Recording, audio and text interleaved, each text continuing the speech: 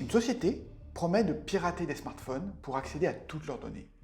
Des photos aux contacts en passant par les conversations. Pire encore, elle est capable non seulement d'accéder aux données dans les messageries sécurisées, mais également d'activer le micro ou la caméra à distance de manière invisible. On dirait vraiment de la mauvaise science-fiction. Et pourtant, c'est la réalité. Cette société existe, elle a pignon sur rue et elle travaille d'ores et déjà avec une quarantaine d'États. Et le pire dans tout ça, c'est que personne n'est à l'abri, en particulier si vous êtes une personne exposée, un opposant ou un journaliste. Je suis sûr que vous avez déjà entendu parler de Pegasus. L'affaire a fait grand bruit, et donc vous vous demandez certainement, est-ce qu'il y a encore quelque chose à ajouter? Je pense en fait que tout n'a pas été dit. C'est pourquoi je vous propose de vous emmener beaucoup plus loin pour vous expliquer ce que ce logiciel dit de notre futur. Alors, tout d'abord, Pegasus, qu'est-ce que c'est?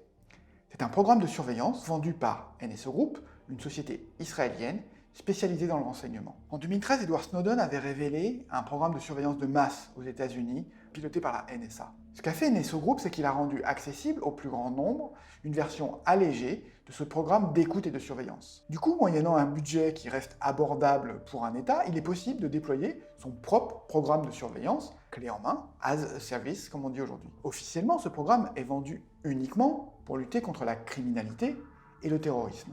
Or, en pratique, c'est également un outil de contrôle politique. C'est ce qu'a révélé une enquête des associations Forbidden Stories et Amnesty International. Une liste de 50 000 numéros de téléphone, qui représentent les cibles de seulement un quart des clients de NSO Group, a fuité. Elle est tombée dans les mains de ces associations des défendeurs de la liberté de la presse. L'enquête a été travaillée et distribuée de manière coordonnée, avec 16 organes de presse, dont Le Monde en France, le Guardian au Royaume-Uni et le Washington Post aux États-Unis. C'est vraiment l'ampleur de la fuite qui en fait un événement exceptionnel et qui en dit long sur les pratiques des clients de NSO Group. Parmi les cibles, des journalistes, des opposants, des chefs d'État, des membres de gouvernement et beaucoup de leurs proches. En France, le président Emmanuel Macron, le gouvernement, des journalistes étaient également visés. Alors vous allez me dire, ok, et alors, l'espionnage a toujours existé, il existera toujours, qu'est-ce qui est différent cette fois?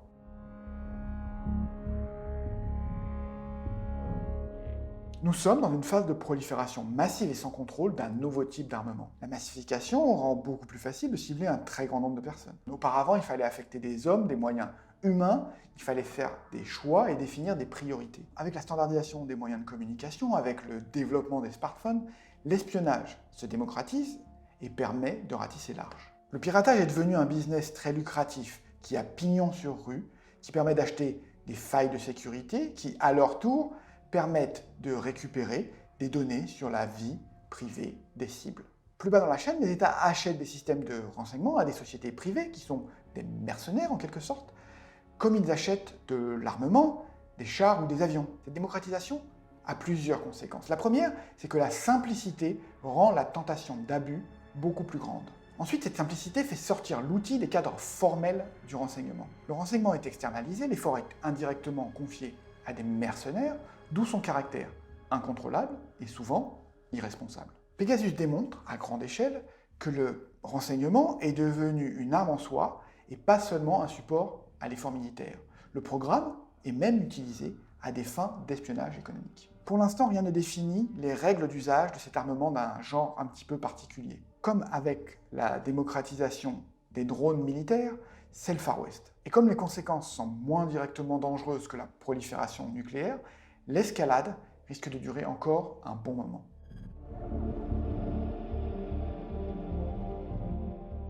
Le renseignement accélère sa mutation. Je dirais que de ce point de vue-là, la fiction a un peu de retard. Le Bureau des légendes, par exemple, dépeint un monde qui est déjà ancien. Même s'il intègre une dimension informatique, le renseignement, dans cette fameuse série, repose sur les fonctionnaires et leurs légendes. C'est un travail humain et en grande partie artisanal. Pourtant, on devine déjà, mais on devine seulement, une opposition qui se joue entre le renseignement humain, récolté par des hommes et des femmes sur le terrain, et le renseignement technique, qui est récolté par piratage et intrusion dans des systèmes. Pegasus et NSO Group marquent l'accélération de la prise d'importance du renseignement technique. C'est la fin d'une époque décrite dans le Bureau des légendes.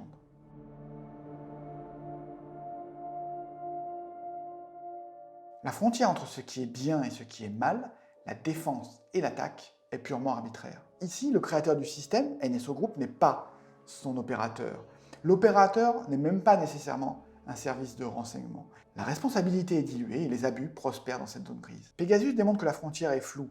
Où est le bien, où est le mal lorsque l'espionnage peut être lancé d'un clic à très grande échelle? Où est la défense et où est l'attaque lorsque les pays qui utilisent Pegasus peuvent espérer s'en tirer en niant ou en minimisant le problème?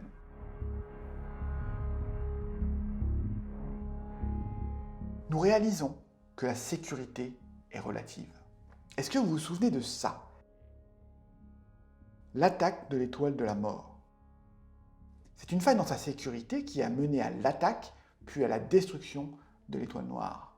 Réfléchissez à ça. L'étoile de la mort, la machine de guerre ultime de l'Empire dans Star Wars, avait une faille. Alors, vous pensez, nos smartphones, ils ont forcément des failles. Après les révélations NSO Group, j'ai entendu beaucoup de gens pleurer, se lamenter sur la sécurité de nos iPhones. Apple met l'accent sur la protection de la vie privée, mais on se méprend sur le sens de cette proposition de valeur.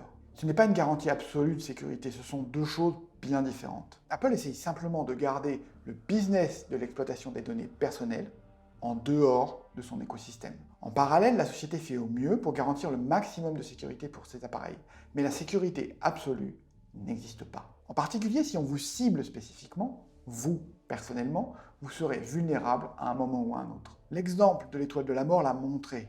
Il est toujours plus facile d'attaquer que de défendre.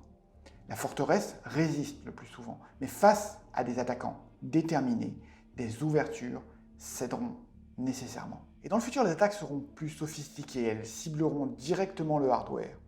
Êtes-vous certain que le téléphone que vous avez acheté n'a pas été modifié, n'a pas été corrompu à votre insu, quelque part dans la chaîne commerciale qui l'a amené jusqu'à vous?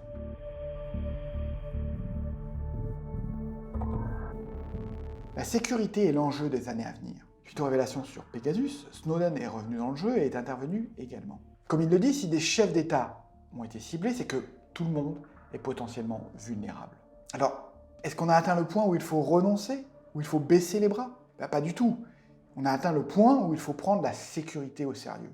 Le marché des failles de sécurité fait désormais partie du marché de l'armement et doit être régulé à l'échelle internationale. Les États démocratiques ont également un rôle d'exemplarité à jouer, en démontrant au quotidien, dans les faits, l'importance de la protection de la vie privée. C'est un pilier de la démocratie, une de ses justifications.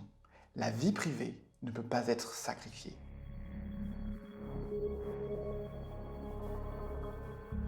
Ce n'est pas seulement la protection de la vie privée qui est en jeu, mais la stabilité du monde. On l'a vu lors des élections, lors des référendums, la tech est utilisée pour attaquer la démocratie. Mais l'économie est encore plus fragile.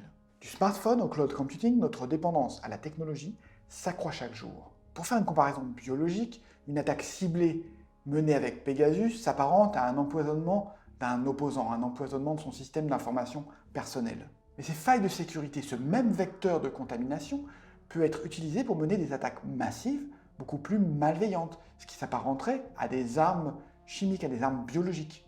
Ces attaques peuvent même échapper au contrôle de leurs créateurs pour se diffuser au-delà de leur cible et infecter le monde entier.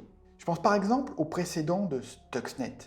La communauté de chercheurs en sécurité pense que ce virus était destiné à infecter le programme de recherche nucléaire iranien. Pourtant, ce virus s'est diffusé plus largement, il s'est en quelque sorte échappé pour contaminer un grand nombre de machines dans le monde entier. Aujourd'hui, les attaques de ransomware, les spyware, se diffusent généralement comme des virus de proche en proche. Et c'est tout notre système immunitaire, informatique, global qui est sous pression. Que se passerait-il demain si la défense de nos systèmes informatiques lâchait complètement? Si une attaque virale de ce type devenait hors de contrôle? Combien d'industries seraient paralysées? Est-ce que nos systèmes financiers tiendraient le choc? Est-ce que nos systèmes de communication tiendraient le choc? Pour prendre une comparaison avec la fiction, on retrouve ici le thème de la révolution informatique qui fait tomber le système mondial dans la série Mr. Robot. Tout ce que ces signaux nous disent, c'est que le monde peut se retrouver paralysé par une catastrophe informatique d'envergure.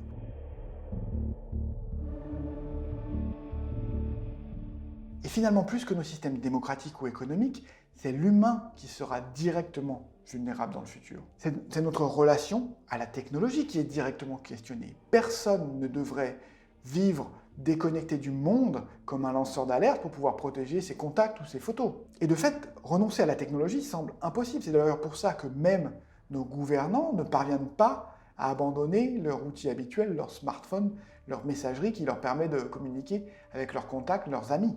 Tout le monde utilise des outils grand public à un moment ou à un autre, ça fait partie de notre vie, ça fait partie de notre quotidien. Notre dépendance à la technologie, à nos smartphones, a modifié notre équilibre biologique, a modifié notre mémoire, a modifié notre manière d'interagir avec le monde. En un sens, nous sommes si dépendants à la technologie que nous sommes déjà des cyborgs, des êtres mi-humains, mi-machines. Notre appendice digital est un outil qui nous permet d'accomplir de nouvelles choses, c'est une force. Mais Pegasus rend également apparent qu'il s'agit aussi d'une faiblesse.